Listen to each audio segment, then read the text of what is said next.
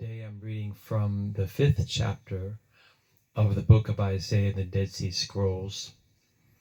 It's a very important passage, and we hear in the first two verses, the voice of the bride, and then we hear the voice of the groom. This is something we see again in Revelations. In the last chapter of Revelation, we have a passage. I'm reading from the New King James Version.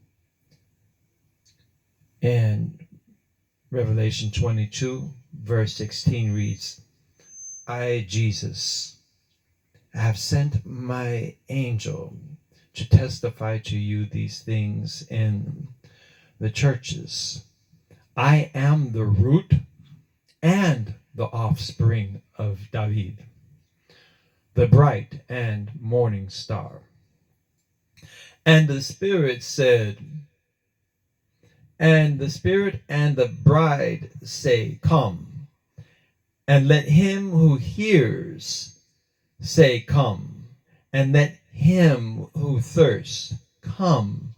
Whoever desires, let him take the water of life freely. So in the book of Revelation, the last chapter, we have distinguishing between the bride and the people of the kingdom, they who hear the word. And so, in fact, we even have a distinguishing between the Spirit and the bride. And we have this identification of the King of Glory, the groom, as the root and the offspring of David.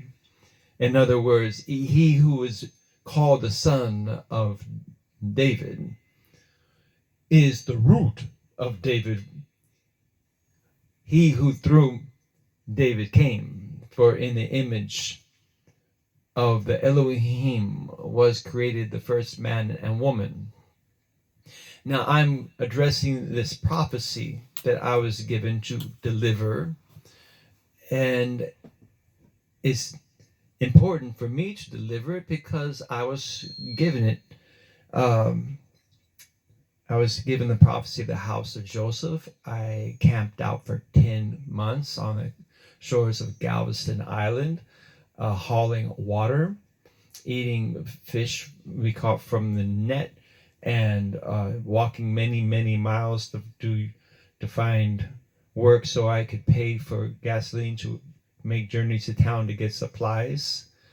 We lived for a time, we were 20 miles south of Galveston on a place that was a bird sanctuary, San Luis Pass. And I heard the angels day and night. I heard one come with a trumpet and start playing scales, Middle Eastern scales, and then I heard angels start singing, and then I heard a company of angels, and I heard a war in the first heaven with the demonic realm and the angels, and I heard the angel Abaddon come up and round up all the demons and put them in their place. I heard the voice of our Heavenly Father in my natural ear. I saw my King with my natural eyes. I saw the hosts of heaven, and this also the bride, she in whose image Eve was made, Chava, when the Almighty said, let us make man in our image, in our likeness, in our similitude. This is of the prophecy in the 45th Psalm, the prophecy of the wedding of the king and his queen. And I've given that prophecy many times in other places, but today I'm looking at this passage or confirmation of the bride. And it's in the first two verses of the chapter, a 5th chapter of Isaiah. The prophet's name in Hebrew, Yeshayahu, meaning Jehovah saves. I'm reading from the Dead Sea Scrolls Bible.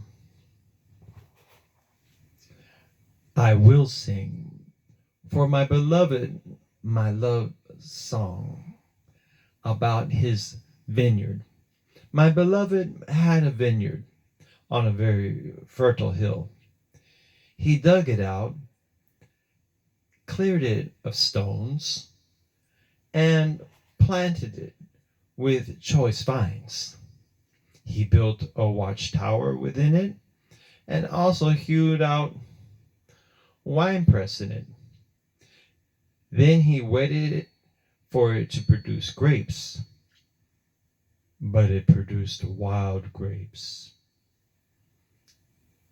Now we hear the groom, starting in verse 3. Now, inhabitants of Jerusalem and people of Judea, judge between me and my vineyard. What more could have been done in my vineyard than what I have done for it? Why, when I expected it to produce grapes, did it raise wild grapes? Now I will tell you what I intend to do with my vineyard. I will take away its hedge, and it will be devoured.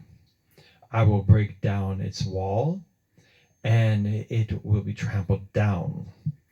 I will make it a waste. It will not be pruned or hoed, and briars and thorns will spring up. I will command the clouds to drop no rain upon it. Now the vineyard of Jehovah, the Sabbath, the Lord of hosts, is the house of Israel, and the people of Judah are his delightful plant. He expected justice, but there was bloodshed, righteousness, but there was an outcry. Woe to those who join house to house, who add field to field, till there is no more room, and you place yourselves alone in the midst of the land. In my hearing, Jehovah the Sabbath declares, surely many homes will be desolate, large and beautiful houses without inhabitants. For 10 acres of vineyard will yield only one bath, and a homer of seed will yield only an ephah. Woe to those who rise early in the morning to pursue drink, holding on in the darkness while wine inflames them. They have banquets with lyre and harp, timbrel and flute, and wine, but they pay no attention to the deeds of Jehovah, nor do they consider the work of his hands. Therefore, my people are exiled without knowledge. My nobles die of hunger, and their multitude is parched with thirst. Therefore, Sheol has created its appetite and opened its mouth without limit. Splendor and multitude, the uproarious and jubilant, descend into it. People are bowed down. Humans are humbled. The eyes of the haughty are lowered. But Jehovah the Sabbath is lifted up in justice. The Holy El, God, proves himself holy in righteousness. Then the lambs will feed as in their pasture, and the fatling and the alien will eat among the waste places. Woe to those who pull iniquity with ropes of falsehood, sin with a cart rope. who say, let him hurry, let him expedite his work so that we can see. Let the plan of the Holy One of Israel happen, to that we can recognize it. Woe to those who call evil good and good evil, who put darkness for light and light for darkness, who put bitter for sweet and sweet for bitter. Woe to those who are wise in their own eyes and discerning in their own sight. Woe to those who are mighty in drinking wine and powerful in mixing strong drinks, who acquit the guilty for a bribe and remove the innocent status of the righteous from him.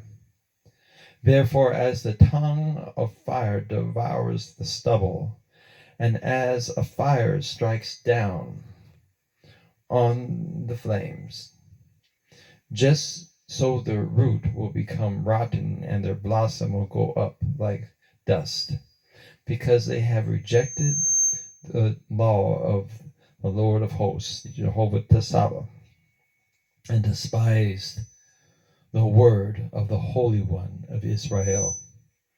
Therefore the anger of Jehovah was kindled against his people, and he stretched out his hand against them and afflicted them. The mountains tremble, and their corpses are like refuse in the midst of the streets.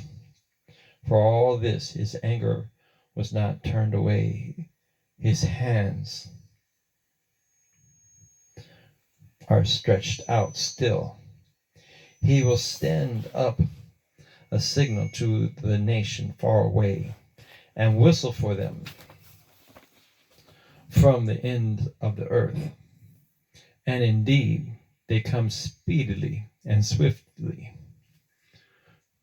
No one is weary or stumbles, and no one slumbers or sleeps. The belts around their waists will not come undone, nor will their sandal thongs break. Their arrows are sharpened, and all their bows bent. Their horses' hoofs are like flint, and their chariots like a whirlwind, with a roar like a lion. They roar, and like the lions they growl. Lay hold of the prey and carry it off, and there is no cure to rescue it. They will roar over it on that day like the roaring of the sea.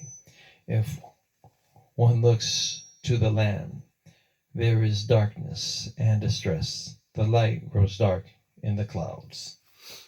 Oh, that's the reading of the 5th chapter of Isaiah from the Dead Sea Scrolls Bible. We know this was the warning before the fall of Jerusalem, carrying away into captivity of the children of Israel. And the reason I'm reading it, well, it's for the prophecy of the king and his queen, that there's going to be a wedding, as is prophesied in the 45th Psalm. There is a bride for the king. It's not the people of the kingdom, but there is a natural bride, in whose image Eve was made. And in this particular passage, we hear her voice. So I should say, Yeshayahu heard her voice, and he gave us her word. And then we hear the voice of the groom. And the prophecy came to pass as far as all of Jerusalem was taken into captivity. But there's yet coming that great and wonderful day, the day of the wedding, and when all will rejoice together. Blessed be his name.